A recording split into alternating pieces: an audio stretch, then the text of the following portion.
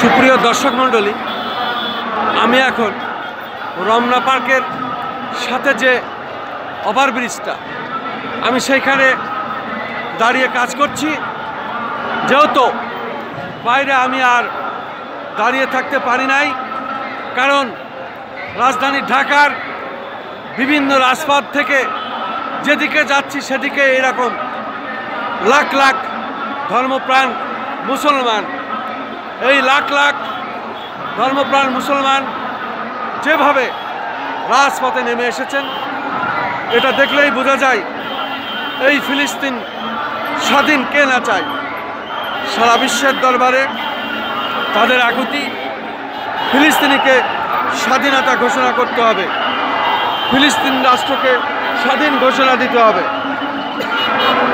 এবং আমরা দেখতে পাচ্ছি রাজধানী ঢাকার বিভিন্ন রাজপথে, সব রাজপথটাই এইভাবে লাখ লাখ ধর্মপ্রাণ মুসলমান তারা নেমে এসেছেন।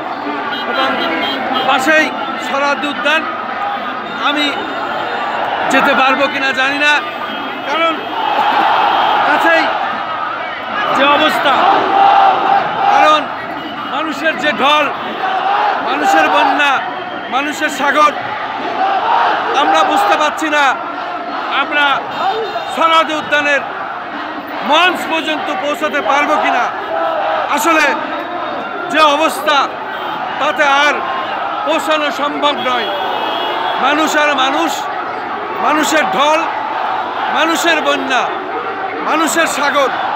আমি দেখতে পাচ্ছি ধর্মপ্রাণ মুসলিমরা সব রাজপথে নেমে এসেছেন এভাবেই।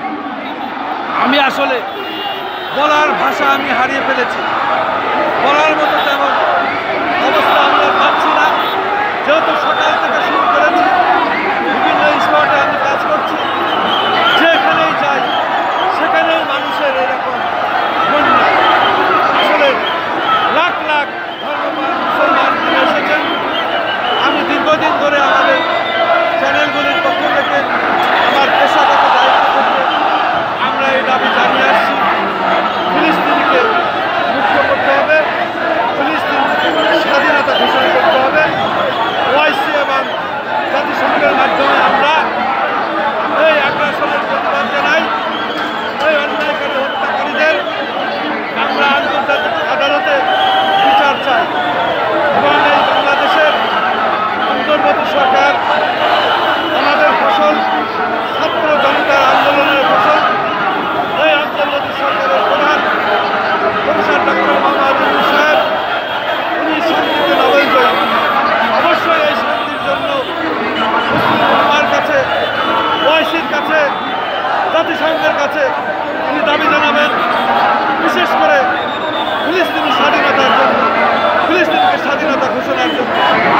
এই প্রত্যাশায় আমি খন্দকার মাসুদুজ্জামান ধারাবাহিকভাবে আমরা প্রচার করে যাচ্ছি দীর্ঘদিন ধরে।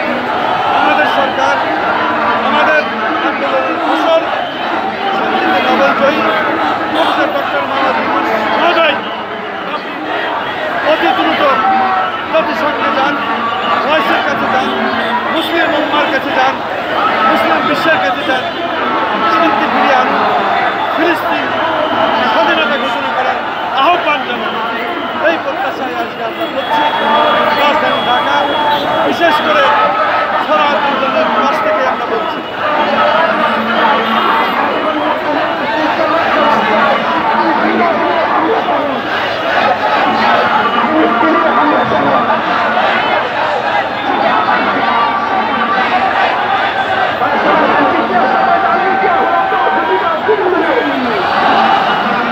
এক ঐতিহাসিক সমাবেশ, যা না দেখলে আসলে বলা যাবে না, বোঝা যাবে না। এই ঐতিহাসিক এই সমাবেশ সত্যি এই বাংলাদেশ তথা বিশ্বের মুসলিমদের জন্য একটি ইতিহাস হয়ে থাকবে, সেটাই আমি দেখানোর চেষ্টা করছি। মাত্র আমি রাজধানী ঢাকার যে এলাকায় যাচ্ছি, যে অঞ্চলেই ঘুরছি, যে রাজপথের দিকেই তাকাচ্ছি, সেদিকে এরকম লাখ লাখ ধর্মপ্রাণ মুসলিম আমি কোথাও জায়গা না পেয়ে শেষমেশ আমি এই ব্রিজের উপরে দাঁড়িয়ে আমি কাজ করছি, যা আসলে না দেখলে বলা যাবে না, বোঝা যাবে না। সেই বিষয়টি আমি সবেমাত্র কিছু তুলে ধরার চেষ্টা করছি। দেখুন, মানুষের গায়ে কোনো রকম আর জায়গা নাই। এর ভিতরে মানুষ কে কোথায় দাঁড়াবে, কিভাবে যাবে, এই সোহরাওয়ার্দী উদ্যানে পৌঁছানোর মতো সুযোগ আমাদের হয়তো বা আর হবে না। তাই আমরা এইভাবেই রাজধানী ঢাকার রাজপথ দেখানোর চেষ্টা করছি, সেটাই আমি দেখিয়ে যাচ্ছি। এ হলো মানুষের বন্যা, মানুষের ঢল, মানুষের সাগর। এটি না দেখলে আসলে আপনারা বুঝতে পারবেন না।